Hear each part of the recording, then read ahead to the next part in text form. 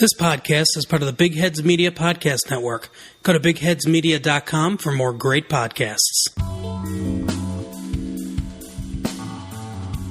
Thanks for listening to the Forest Ramble podcast. In our latest trip down memory lane, the Maradona Midlands takes us back to 1991 and a Nottingham derby. My trip down memory lane takes us back to a sunny day in August 1991, as Forest made the short trip to Meadow Lane to play Notts County. It was a game of notable firsts for me, the first away match I had ever been to, although it was marginally closer to my house than the City Ground, the first Nottingham derby I'd ever been to, and the first time I was standing on a terrace.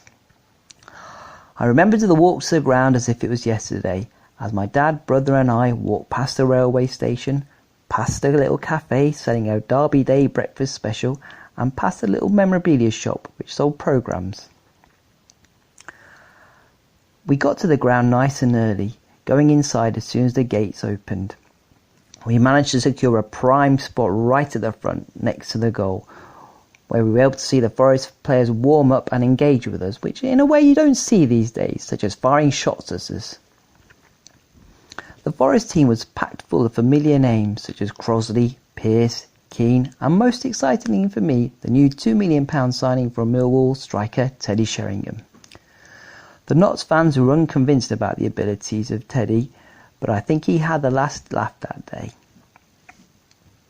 Meadow Lane was a rickety old stadium in those days, far different from the splendid surroundings of the City Ground, and the Forest fans were quick to point it out, singing, "Meadow Lane is falling down," to the tune of London Bridge is falling down. Notts had just got promoted to the old First Division then under the stewardship of Neil Warnock, and they had a good team with players such as Craig Short, Mark Draper and Tommy Johnson. The match meant Nottingham was the smallest city to have two top-flight clubs in the First Division. It was an even first half, with Notts giving as good as they got, and some meaty challenges from both sides. Both sides came close, but without troubling the keeper. But it was the second half that really lives in the memory, with Forest producing a classic ruthless counter-attacking display, which was the Forest trademark in that era.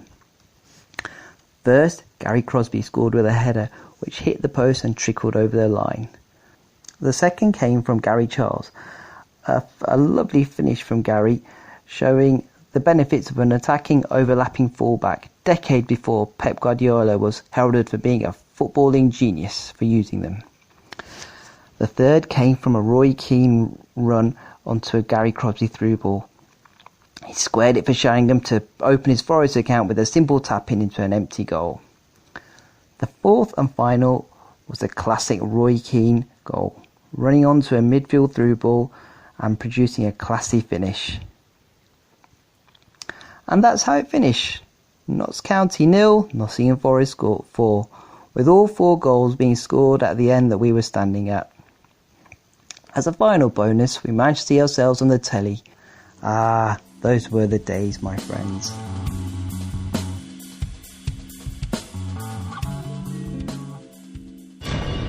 Small Town Secrets is a podcast that explores the secrets and strangeness of small towns across the globe. They may be local legends, paranormal, true crime, or just plain weird. Join me every other week as I tell you stories of these small towns, as well as local headlines and listener stories. Get it wherever you get your podcast. For more info, check out stscast.com. Every town has a secret. What is yours?